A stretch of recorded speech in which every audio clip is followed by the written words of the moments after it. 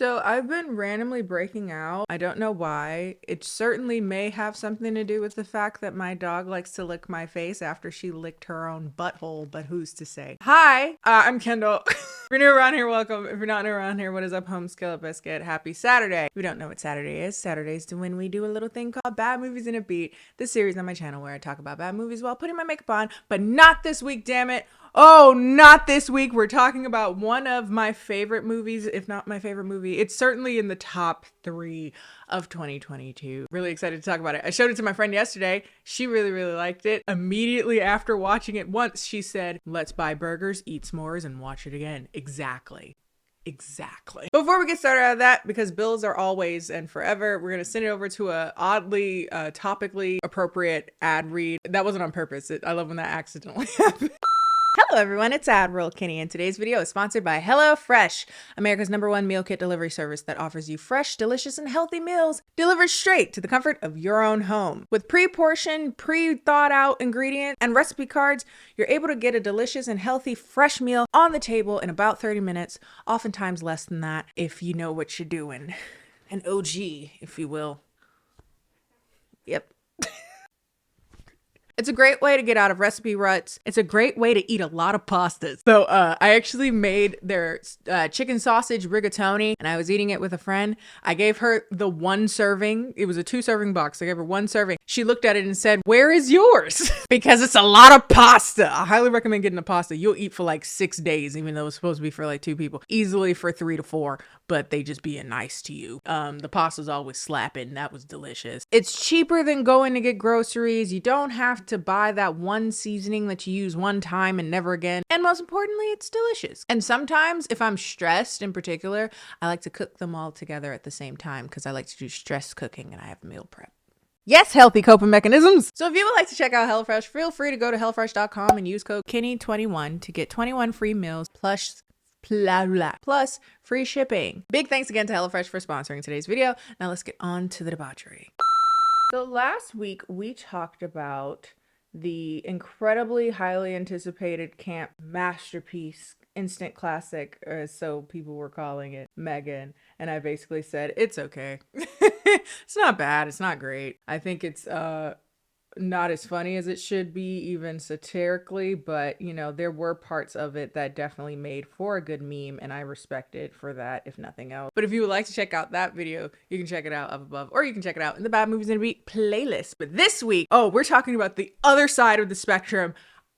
I fucking love this movie. It's another satire, a dark comedy, but one that gets it so right. And I guess this is what I was wanting from Megan, something like this level of funny. But God, I love this movie. Today we're talking about The Menu 2022. Came out in November of last year. Like I said, it has immediately gone into my list of favorite movies. I think this and Pearl are my favorite movies of 2022. With that said, there's a bunch of movies from 2022 that I haven't gotten around to that I knew I would like.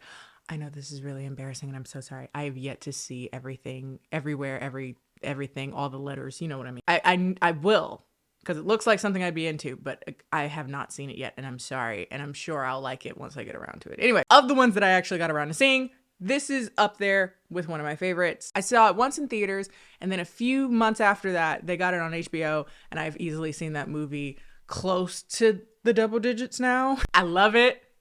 It's amazing. I had originally seen trailers for The Menu while I was going in to see another movie in theaters, which was undoubtedly not as good. I don't even remember which movie it was. And I remember just saying to myself, oh my God, I'm gonna love this movie. And granted, I said that about Megan too, but this one, I just felt it in my body. It felt like everything that I love. It felt like somehow dark comedy. And most importantly, it felt like dinner theater. I love dinner theater. I've only been one, but oh my God, I won. Oh my God, it's everything I love. It's murder mystery dinner theater. But if murder mystery dinner theater were real, and I was so excited. And I gotta say, obviously I was not disappointed. I love this movie. So I just knew looking at it, I was like, this movie is gonna be right up my alley. It's everything I love. It looks like a dark comedy. It looks like it's campy foolishness. It looks like a comedy played straight. And I love when comedies do that. That's my favorite. If you do it right, it's just a masterpiece. The movie stars Anya Taylor-Joy, the girl that looks very like ethereal. She doesn't look like a person. And I don't mean that as an insult, but she looks very like equestrian like a deer or like a horse elfish face. She's gorgeous, but she's like very like fairy, if a fairy were walking around real life. These are all compliments, by the way. I know it sounds like they're not. And then it also stars the guy from Warm Bodies. I know he's been in much better movies than Warm Bodies, but that's what I remember him from. And the dude who looks like Liam Neeson and is not Liam Neeson. I was actually talking about this movie right after I saw it, and I was on a live stream, and I was like, yeah, it stars Liam Neeson. And everybody was like, no, it doesn't. I was like, yeah, it does. That guy, that's Liam Neeson. And they were like, no, that's definitely Ralph Fiennes. And I was like, I looked it up. They are different people.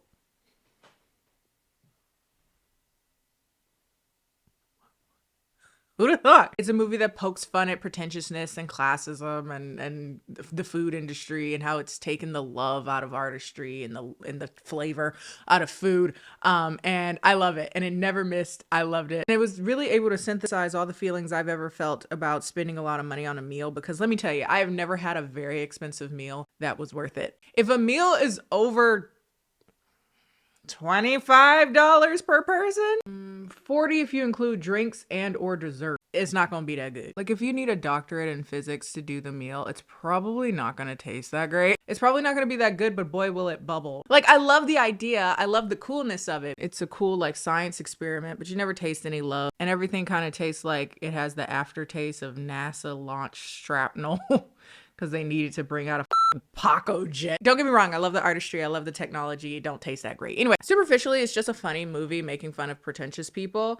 You could also look into it deeper and kind of talk about classism, the loss of joy in one's work once it comes to a particular level and they're doing things not really for the joy of it anymore, but more so for money or prestige or notoriety or what have you. And there's something quite existential about it in that way if you want to get too technical, get too deep into it. And if you don't, it's just a funny ass movie. Like it's a really funny movie that I really very much so enjoy. Darkly so. So expect that. If you don't like dark comedies, this is not for you. But being that I find life darkly comedic, I think it's right up my alley. Somehow this movie is able to take that very distinct and pristine disappointment you get about going to this incredibly snobby restaurant, dropping several $100s usually on this bullshit fancy food, which looks amazing. Again, a feat of physics or whatever, but it doesn't really taste very good, and somehow took that premise, the dissatisfaction and as well as the dissatisfaction of life, put it together and made a disturbingly funny dark comedy. And I love this movie. The movie is set up much like a play. It looks like a play. There's something quite arguably flat about the movie, which is really fun and really two-dimensional and very interesting. Most of the film takes place in one room, which is the open kitchen that leads into the dining room. And essentially we follow each of the characters at their tables and we learn a bit about them and a bit about why they suck and how they feed into the main chef's disillusionment. And essentially these people are forced to be the ingredients in his final and greatest work yet. And when I saw this movie, I was thinking that that was some lead in to some cannibalism type beat. Though I would have watched it regardless, I thought that was a bit too obvious of a way to go about with this. I just caught myself. I was like, being that they didn't take the cannibalism angle, which would have just been too mainstream. That's sad when cannibalism isn't a plot twist anymore. It is indeed the story of following a murderous madman, cult leader, kind of this satire of celebrity chefs. The one that comes to mind is Gordon Ramsay. Side note, I didn't forget when you bitches was trying to Gordon Ramsay. Raise your standards. You just like a man yelling at you. What do you mean was? I still want to Gordon Ramsay. What? Y'all just like a middle-aged man yelling at you? With a British accent?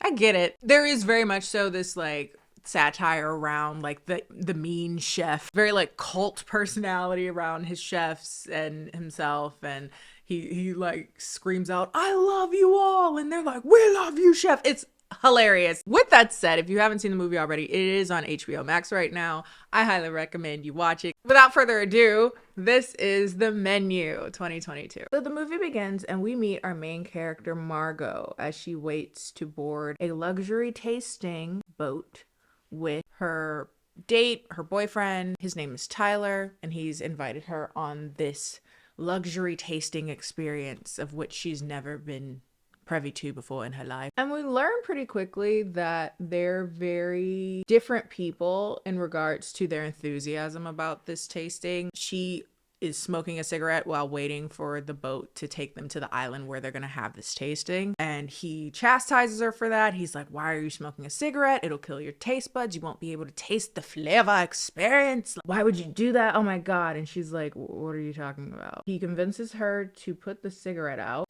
because they're going on this, again, exceedingly expensive tasting experience, extravaganza. It's pretty obvious from the jump that Margot doesn't have the same enthusiasm for this tasting the way that Tyler does. He's kind of like fanboying over the entire opportunity. But also the tasting experience is $1,250 a head. Again, I've never found that any meal has ever been worth over, okay, I'll push it up. There is no meal worth over $100 per person. And that's really up there. That's boiling crab money. They start to board the boat that is going to take them to the private island at which they're going to have this incredible tasting experience. I guess a private island is the reason they're charging Jesus's left ass cheek to get on there. This is where we end up meeting the other characters in our theater, if you will. Each of the guests are a bit of an archetype in a way of all the types of people that would pretentiously go to something like this. A group of finance bros, there's an actor and his assistant or girlfriend or his mistress. They never really explain. She might be all of these things or none of these things. I know she's at least working for him. What their relationship outside of that is, who knows? A food critic and her sort of echo chamber lackey assistant guy or co-writer or something. And they're all there to experience something with the head chef of this, again, exclusive high-end eating experience. The restaurant's called Hawthorne, and its head chef is a chef, Julian Slowick. Tyler is a big fanboy of Slowick, and he's like, I'm just so excited. This is gonna be just like something otherworldly, something like I've never experienced before, and I'm so excited I get to share it with you, babe. Given their first taste of the night, which is some really fancy something oyster. Local oyster and a mignonette emulsion with lemon caviar and an oyster leaf. And Tyler's over here about to splooge. He's like, oh my god, I've never had something so incredible. And Margot's like, yeah, it's an oyster. It's good. I like oysters. I probably would have preferred it without all the fluff, all the other stuff that they put on it. He talks down to her a lot, basically like, you don't get it, you simpleton, you dumb bitch. He says it nicer than that, but essentially that's what his vibe is through the entire movie, essentially. I guess I should clarify. I don't mind a artistic, well-constructed, unique, beautiful, like structurally meal. I just don't plan to pay for it. Somebody wants to take me out and I'm like, oh, Kendall, would you like to go? Not on this one, but if you would like to go to another non-murderous $1,200 experience for food that I'm not paying for, sure, I'll go. I love free stuff. So they arrive on the island and are quickly introduced to Slowick's right-hand woman, Elsa. She's so funny. She's a very dry, quiet, stern comedy. She is definitely one of the stars, if not the star of this movie. Her delivery is hilarious. She's so serious and so dry. What happens if you serve it on the 153rd day? Does all hell break loose? Or? Well, I suppose the bacteria would introduce itself to the consumer's bloodstream and spread into their spinal membranes, after which point he or she would become incapacitated and shortly thereafter expire. Good thing we're pros, yes? She's very like no nonsense. She gives me a little bit of a no caps type energy for The Incredible. I think because she's small with bangs, and I just kind of been like, yeah, she's giving no caps. But while they're there, Elsa is taking kind of roll call of the people that are on the island. And when she gets to Tyler and Margot, she calls Margot the wrong name. When did this happen? But he's like visibly uncomfortable, and he's like, there's been a change of plan. Margot seems to just kind of let it go. and just says whatever and gets onto the boat. Once there, they are offered a tour of the grounds. Everyone is excited to go except for this quite elusive kind of by themselves couple who basically say, we'll skip out on the tour. We've seen it many, many times. Presumably they are a couple that has done this experience, this tasting experience more than once. So much so that it's mundane. And this $1,300 meal is just, let's just get to it, you know? So once on the island and given the tour, they're introduced to how the restaurant runs itself. Essentially, it is an all-enclosed, self-sufficient commune of sorts that harvests, slaughters, picks, pickles, smokes, ages, does everything. Everyone who works for Slowick and works at Hawthorne basically lives together, they cook together, they wake up in the early mornings to go harvest and to smoke and to slaughter and to gel. We gel. They gel.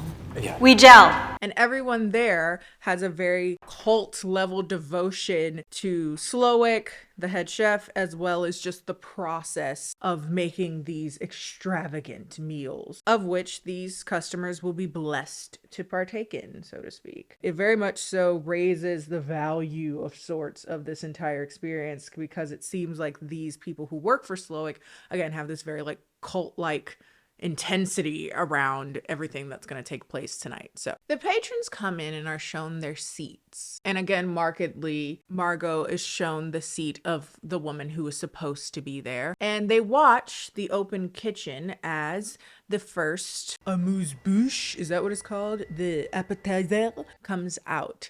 But before it does, they are poignantly told, please do not take photos of the meals because the whole point is to enjoy their ephemeral nature. The moment is wistful and dying, so please enjoy it at its time. And of course, this led me to know, considering this is like a thriller horror movie, whenever someone is asked specifically not to do something, someone's immediately going to do it, and that person is Tyler in this movie. Which was kind of strange to me, considering he's such a kiss ass. You wouldn't think that he would ignore that very specific instruction, but he does just that because he's too much of a fanboy, I guess. Whatever. They bring out this very pretty melon cucumber piece of shit that I would not enjoy. I mean, it's an appetizer, so I guess it's supposed to be like just to prepare yourself for it. I guess this is the bougie equivalent of like a ranch salad. This is the first time that we get a better glimpse of each of the characters and their kind of, again, archetypes. The critic is shockingly critical. Tyler's there taking photos like what I thought he would. Again, for a kiss ass, I'm surprised he would break the one rule that they gave him, but okay. The business bros are talking to one of the guys and he basically says that he's cheating on his wife. Their script is, again, comedically on the nose. He's like, yeah, I'm a piece of shit, man. I cheat on my wife.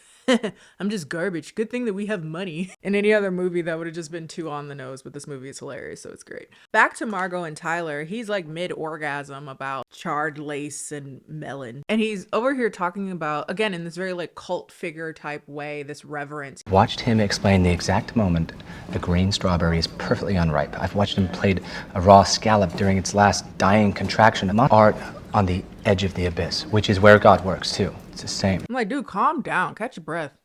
This is like Olympic level dick sucking. Like, that's first course. Julian comes out, introduces himself, and he encourages them to not simply eat, but to savor, to taste, to consider every morsel or something like that. And this is the beginning of all of his speeches that he does before each main course. He plans to make a story of the night, and each meal, each part of the meal is an element of that story. The first course is a lot of kerfuddle to just bring out a scallop. It's a scallop that they got from the ocean or the waters around the island, which is cool. But at the end of the day, it's a scallop on a rock. Clean, it's very, thalassic. Thalassic? Oceanic. Thalassa was the primeval spirit of the sea. Thalassa and Pontos. Yes, Correct. yes. So we're eating the ocean. We're eating the ocean. I love when people use words because I like to put that in my mental Rolodex. So I will be using thalassic for future reference, but it is incredibly pretentious to refer. Again, who am I to knock a bitch that likes to use unnecessarily large words when it's one of my favorite things to do? And it seems that no one's particularly impressed by the scallop. I was going to say the meal, the course, a scallop, a singular scallop on a rock. They have a personal chef that makes better food, or it's missing things. And then there's the married couple, the one that didn't want to go on the tour because they go all the time to this thing. They're just kind of like boringly talking about life. They're not even really acknowledging the food because the food isn't particularly new or interesting to them because they've been there a million times. We'll find out later. The only person that seems particularly enthused, of course, obviously, is Tyler, as the fanboy that he is. Are you crying? I find it all very moving. It's all so beautiful. It's almost too beautiful to eat. Second course. Is he gonna keep doing that? This is when we start to see things get really, really stupid. Because this course, he starts with some history around bread, particularly how it is the food of the common people, how it's been the food of the poor, and then says, again, hilariously, you guys are not the common people, so you get no bread. And then he brings out just like interesting oils and butters and that would have been on bread if it were there. And it's called the breadless bread plate. The bread you will not be eating tonight was made from a heritage wheat called Red Fife. The guests have varying responses to this. The critic refers to it as coyingly fiendish, like, ooh, you bad boy. We paid $1,200 and you gave us a drop of olive oil. How fiendish. But then she criticizes that one of the oils or one of the condiments were broken. It was split, and that, at a restaurant of this quality, you really shouldn't have issues like this. No broken emulsion should be on a plate. The other guests are complaining, like, can I have bread? Annoyed because, again, they just spent nearly $1,300 on a course that is literally butter and oil on a plate with a wooden spoon. Tyler is very much so into this. He's like, oh, he's creating a story. Like, I'm just going along with wherever he goes with this. This is incredible. Whereas Margot's kind of like, this is offensive. You spent all this money and he's mocking you by giving you breadless bread plates. I'm sorry. I feel like I'm supposed to be given food at a restaurant. And I'm not being fed food at a restaurant. And of course, Tyler's like, you just don't get it, you simpleton, you gutter bitch. Again, nicer than that, but essentially. Back to the critic, Elsa comes back to her, seemingly had overheard her criticism about the broken emulsion, and gives her a giant bowl of broken emulsion. Courtesy of Chef Slowick. And they were like, oh, what is this vibe? It's getting a little catty in here. The business bros begin to complain and they say, hey, we get it. We get your whole concept thing. Can you please send us some bread? No. No. No. They are truly shocked, as if they've never heard the words no in their lives. And they're like, are you serious? Are you really saying no? And she says, yes, I'm saying no. Yes. And they're like, wow, do you know who we are? We work with your angel investor for the restaurant. And she says, yes, you work for him. We know. I know who you are. I said no. Did you say no? I said no, yes. Okay. Wow. You will eat less than you desire and more than you deserve. It's a pleasure to serve you. Tyler is just happy to be there. He's savoring pesto off of a spoon, losing his fucking mind. And Margot is just like, I'm not gonna eat butter off of a spoon. And he's like, well, fine, I'll take it. And in the process of clumsily reaching for her plate, he ends up knocking over a glass. And then you see Chef Slowick come very like ominously around the bend, and he doesn't really remark about the broken glass. He simply goes to Margot and notes that she hasn't eaten any of her food. And you can already tell that there's a bit of a power struggle between them already. This unspoken challenge between Margot and Slowick. Please eat. The menu only makes sense if you eat. But you told us not to eat. That is not what I meant, madam. You know it. Thank you for your concern, but I am perfectly capable of deciding when I eat and what. After Slowick leaves, obviously a bit perturbed by this guest that's not supposed to be there and who will not enjoy his food and is ruining the plans for tonight's festivities, Slowick leaves. And Tyler is so humiliated. You've embarrassed me in front of him. Essentially, he's my idol. How dare you do that? Blah, blah, blah, blah. And she's like, he's a prick. He gave you butter and oil on a plate with a wooden spoon, and you're over here like, thanks, master. Can I eat it off your master? Sorry. You're paying him for a service. You don't owe him anything. He doesn't have to like you. You guys don't know this because of the beauty of movie magic, but I've been gone for 45 minutes because I had to go take a lunch to my dog at daycare because my dog is too bougie to eat kibble because it gives her horrible diarrhea. So I have to make fresh meals for my baby. She's not like you other mutts. She can't have normal food because she will shit all over my house, and I prefer she didn't do that. Okay. Motherhood. Third course. We see Margot continually looking at the couple who is like unimpressed by this. They come here all the time, and she keeps looking at them as if she's aware of who they are. This has been like sprinkled in throughout the beginning of the movie, but this is where it's important. The wife remarks to the husband, she looks so much like our daughter, Claire. Like, she keeps looking over here like we know her. Do you know her? Do we know her? And he's like, no, we don't know her. But before we can unpack that, it's time for the current course. This course has the title of memory, meaning that the meal is supposed to evoke a particular memory for the chef in particular. And he remarks about how this meal is reminiscent of his childhood love for Taco Tuesday. He introduces the woman who is his mother, noting that she is quite drunk, and that is something she regularly has been throughout his life. It's not at all unusual for her to be completely inebriated. There was something about introducing the mom that was like, it's about to begin. He says that when he was a child, his father would also be incredibly drunk and would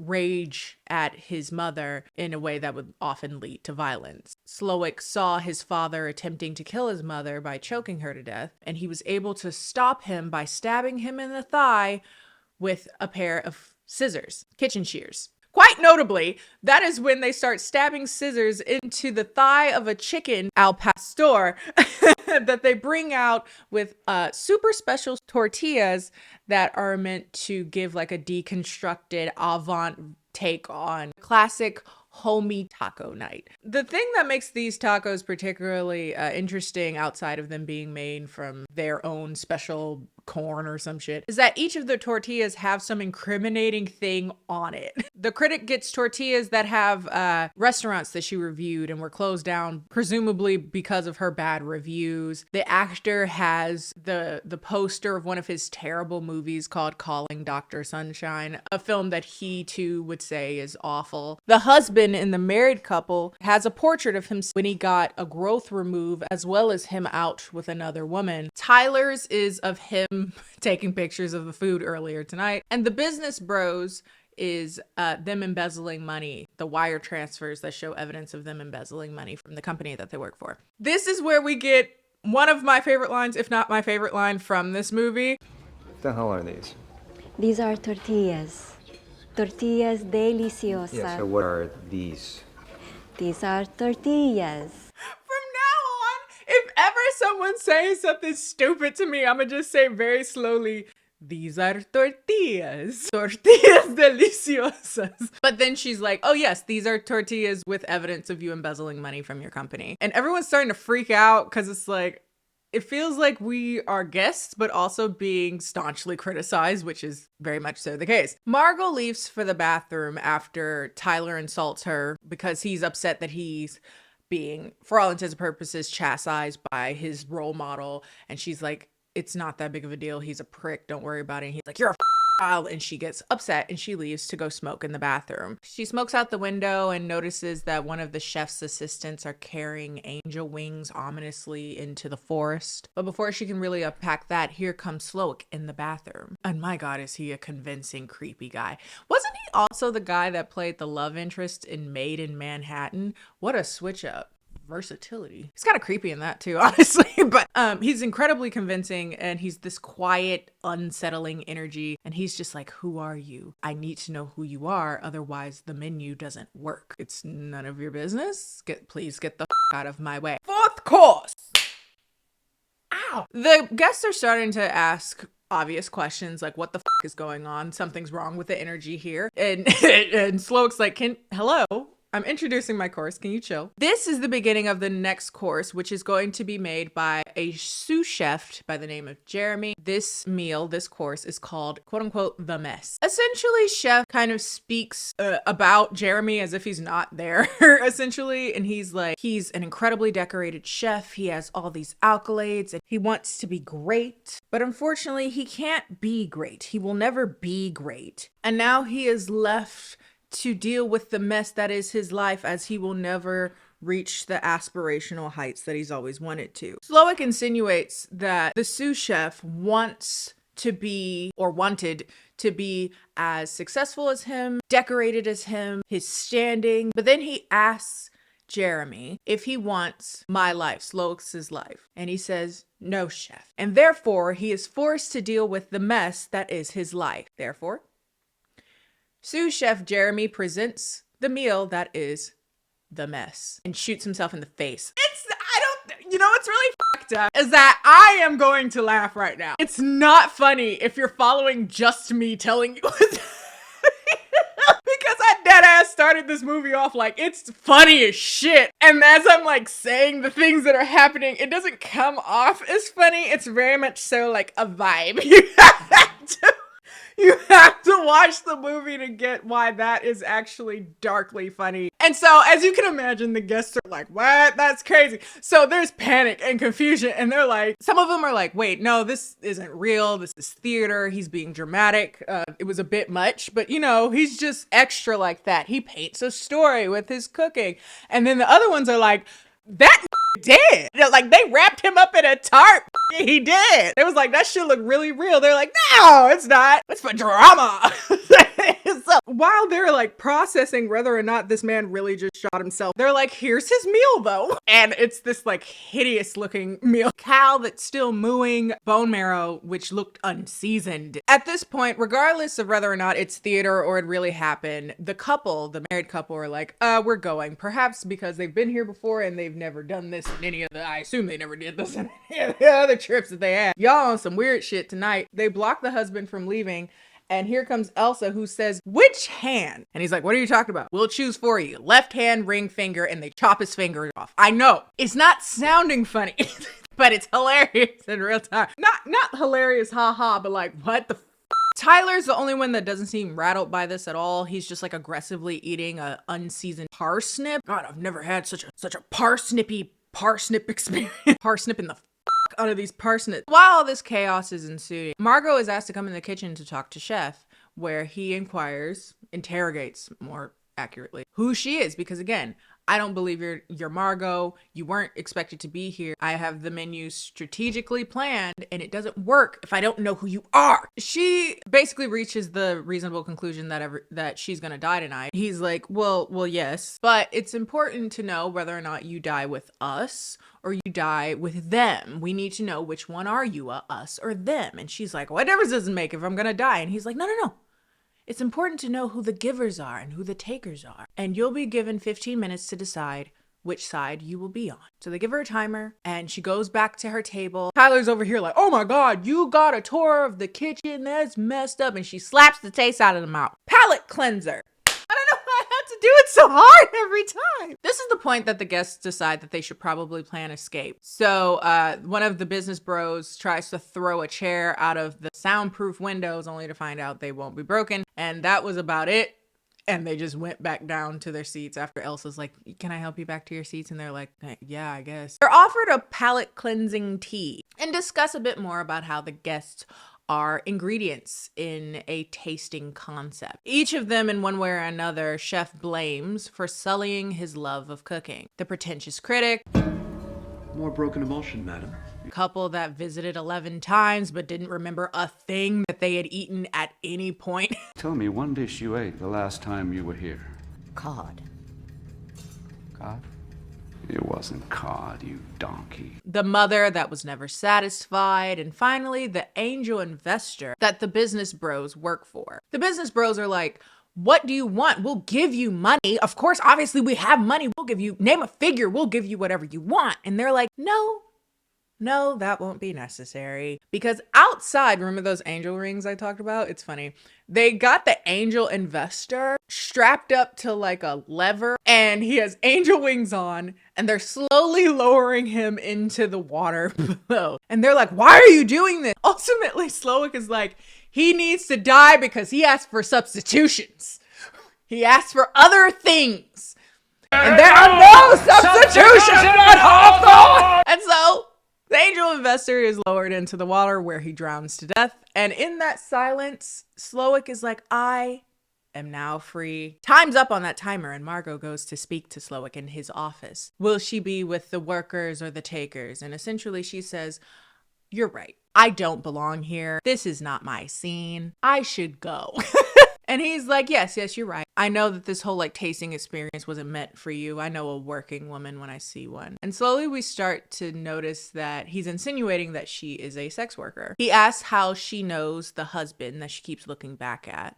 And she says that he was essentially one of her clients. The thing that rattled her about him was that he wanted to, I ain't getting monetized for shit, man. He wanted to her to keep eye contact while he did things to himself, and also called him a good father and say that she's his daughter and that they love each other.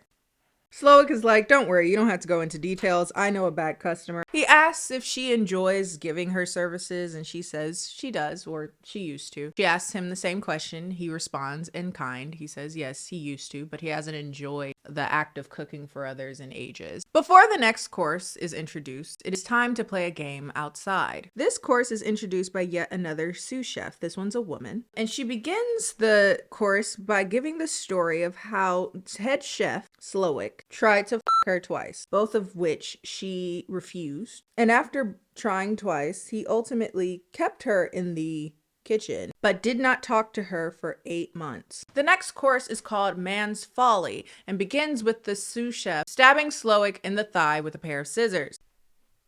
Like his father, there you go. She stabs him in the thigh, smears his blood on his chef's coat, and then hugs him in reconciliation. Chef then apologizes to her before starting the game of the next course, in which he allows every man the opportunity to survive and escape. They're given a 45-second head start. If they do catch... Okay. Most of them felt little, if any, guilt around leaving their female counterparts. They all just, for the most part, just ran off. The only one that kind of stuck around was Tyler, who's a kiss ass. And the remaining women are escorted back inside to have the meal, which is Man's Folly, which just sounds like soap scum, whatever the that is. The critic compliments it feverishly, presumably because she wants to, live. Or maybe she does actually like it. Either way, they all kind of awkwardly and disingenuously compliment the crab foam. But they compliment the sous chef and she starts sobbing. When I was watching this with my friend was like, I don't get this part. And I was like, I think it's because she genuinely wanted to be complimented by the culinary world, and it was like overwhelming that she's finally getting it, even though it's like immensely disingenuous and before they're all about to die. Also at the table, Margot is asked by the wife whether or not she knew her husband. Margot admits that she does, and the wife just kind of says, right. But we never come back to that. We don't need to. We all know. They also begin to ask the sous chef about whether or not they're actually dying tonight, and she says yes, and because the menu just simply wouldn't work without us dying at the end. It's conceptually wrapped together with this momentous ending. The critic tries to bribe her with saying like, I can get you your own restaurant. I can get you your own restaurant. You're obviously incredibly talented. I can do that for you. We just have to deal with this whole dying thing. And she's like, well, actually dying was my idea. Really proud of it. Anybody want any wine? Yes. The men are all captured one by one. The final man is given a special treat while he's in the chicken coop hiding. A special bite for the last guest to be caught. And now that everyone's back inside, it's time to deal with Tyler. The thing is about Tyler is that he is not just annoying and overly devoted to Chef, but he's actually the worst, because apparently of all the people at this event, he is the only one who was made aware 8 months in advance that they would die at the end of this meal. And he was originally going to bring his girlfriend, who was the person that original name, but he hired Margot, an escort, in order for him to be able to come to the event because they don't do single person reservations. So he invited her, a virtual stranger, someone who's willing to like act out being a date, because he was cool with her dying. He was cool with his girlfriend dying. He was like, I don't give a about y'all. I'm here for experience. Needless to say, Margot's quite upset about it. But they hold her back because Chef has a point to make. He goes up to Tyler and he's like, you know, I praise you so much for knowing about food. He knew what all the little doohickeys were in the kitchen. He gives him a chef's coat uniform thing and he's like, you are so knowledgeable about food. Now cook. Pardon? He says, cook something. Cook. We have everything here. So Elsa gathers everyone around, all of the chefs, to be around Tyler for his demonstration. What else? Shit? Would you like some shit? Shallots. Shallots for the great foodie. He makes a horrible undercooked monstrosity of lamb, leeks, and shallots. And Chef ultimately says that people like him, you fake experts, have taken the joy out of our artistry. He then leans in to whisper in his ear, and Tyler just leaves. He goes pale, quite ghostly, and just leaves the room. We find out later that he went to go himself, which, man, this movie is not funny if you just say what happened. I swear to God, it's a dark comedy. It's not funny when I say it, though. I'm sorry. The next course is about to begin, and Chef tells Margot that the dessert course requires a barrel that Elsa had forgotten to acquire for him before it begins. So he says, go get it. You're one of us now. You're one of the shit shovelers, the lowly people. Obviously, you're one of us. Margot is kind of distraught and says, yes, Chef. Meanwhile, Chef returns to the actor and kind of explains why he's there. Because up until this point, all he was is a bit of a personality, but a bad guy, maybe it's a bit arguable. So he's like, well, what did I do? And he was like, you were in a movie called Calling Dr. Sunshine, and I didn't like it. I had my first day off in months, and I decided to spend that time going to the movies to see Calling Dr. Sunshine, and it was awful, and I'll never get that day off back. And whenever I see your face, I'm reminded of it. That is why you're dying tonight. And what about her? What school did you go to? Brown? Student loans? No. I'm sorry, you're dying. Meanwhile, Margot sneaks into Chef's house, a place that she's not supposed to go, and Elsa finds her there, seething at the thought that Chef has perhaps replaced her with Margot. Elsa attacks her with a knife, and it ends with Elsa dying. I hated that her death had to happen like that because she was... But she's able to go into a room that she's not supposed to go into, which is essentially Chef's quarters, where he has memorabilia and letters and newspaper clippings of all of the accolades that he had gotten as a chef. Most of the photos are him of flat face, no smile, no enthusiasm at all. But she's able to find one photo of him while he was very young, quite young, flipping burgers and seeming genuinely so happy to do that. She realized that that is when he was once happy while working in a small, nothing restaurant. She's also able to find a radio in his room as well, which she uses to call the Coast Guard for help. They're about to start the next course when help arrives via the Coast Guard. Before the guy comes in, Chef is like, be cautious about the choices you make. Do you really want to be responsible for an innocent man's death on your hands? Also, ask yourself why y'all haven't tried harder to escape, because you probably really could have, which is a wild ass thing to say. They're all quiet. No one says anything, not even Margot. No one really makes a face. They're just staring blankly at him when he's like, hey, did someone call for help? When the Coast Guard notices the actor, he's like, oh, are you so-and-so? He gives him an autograph, but it's actually a paper that says, help us. And at that point, the Coast Guard turns around and he's like, everybody put your hands up. What's going on here? That is when everyone is able to openly admit that they're in danger, that they're trying to kill us. And then he's swinging around his gun and they're like, are you going to shoot a hostage? And lo and behold, he doesn't even have a gun. It's a lighter. He's one of the chefs here. Everyone is just like hopeless, soulless. So I guess it's time for the final course. But that doesn't go quite as planned because Margot stands and she says, I don't like your food. I don't like your food and I would like to send it back. Your food is soulless, it is pretentious, and most importantly, I'm still f***ing hungry. In a weird way, this competition, this head-to-head, this battle of wits has reached a fever pitch, and he says, well, what would you like? And she says, a cheeseburger. No avant-garde bullshit. I want a cheeseburger with American cheese and fries. He goes to make her the burger, and they have like this weird ethereal chanting music. I see slow-mo makes a really delicious looking burger. It's actually why we got burgers to watch it again. He gives her the burger. She takes one bite and she says, that was delicious. My eyes were bigger than my stomach.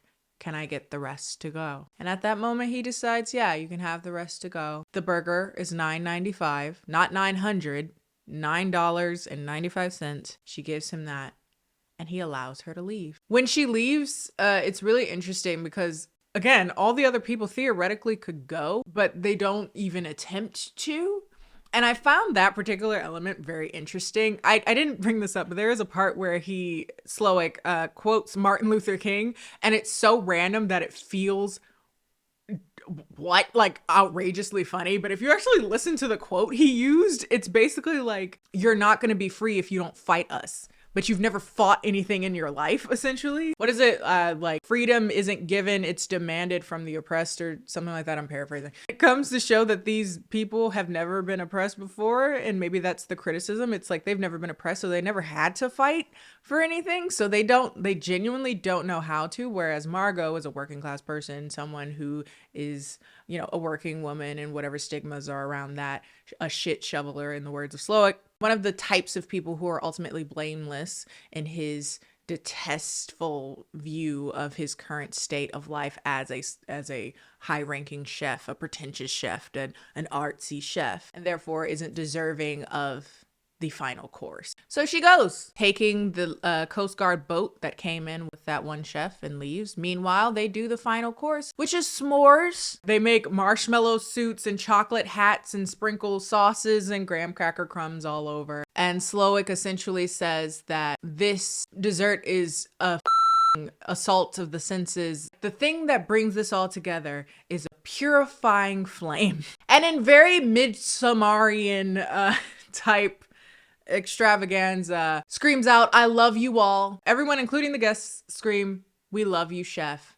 And they all burn in a beautifully orchestrated human s'more, a purifying, a redeeming s'more. And the movie ends with Margot on the other side of the dock as the restaurant bursts into flames and she takes a bite of her cheeseburger. I love this movie. I don't think you can really get the full extent of how funny this movie is by me telling you. Comedy doesn't tend to work when there's a middleman, but I'm saying this because I want to gush about it. I love this movie.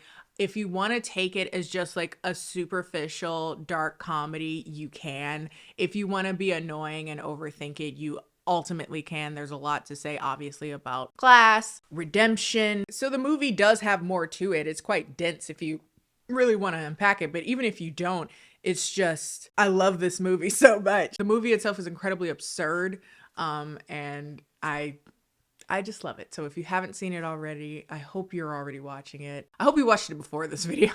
That's all for today. I'm gushing, and I haven't liked a movie this much in a while. If you liked this video, feel free to like this video. Follow me on all my social media, Instagram and Twitter, both of which are KennieJD. Follow me on the Discord, baby. You guys have been giving me recommendations there, and I really, really appreciate it because there's so many movies out there that I could watch and so little time. And I will see you guys next time.